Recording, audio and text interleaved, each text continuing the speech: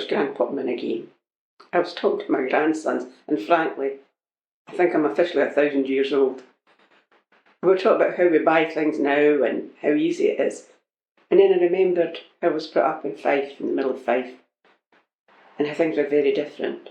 And I've actually written down some of that, and I wanted to share that.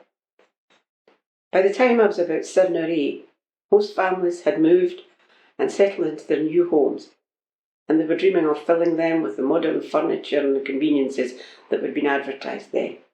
And in a country coming out of austerity, even years after the end of the war, many goods bought for the home were still considered purchases. Typically, a lot of neighbours were rehoused near each other and they still shared each other's ups and downs. Sharing, of course, extended to the community being invited to look at, examine and generally give their opinion on these major purchases.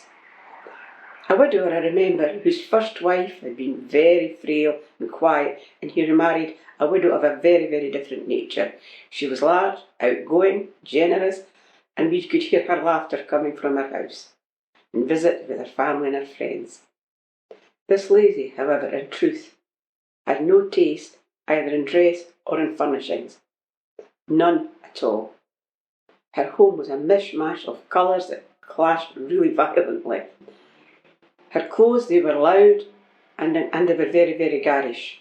And in many ways this reflected her huge, gregarious personality.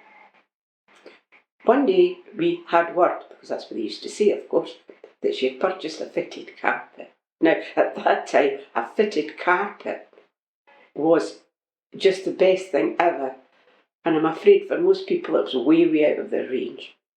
And of course, as custom dictated, my mother, one of my aunts, and me in tow, Julie made a visit to look upon this wonder. No wonder it was. I remember the carpet was pale blue with oversized gold fleur-de-lis, and around the motifs were written the words, Regal Cinema. What can you make of that?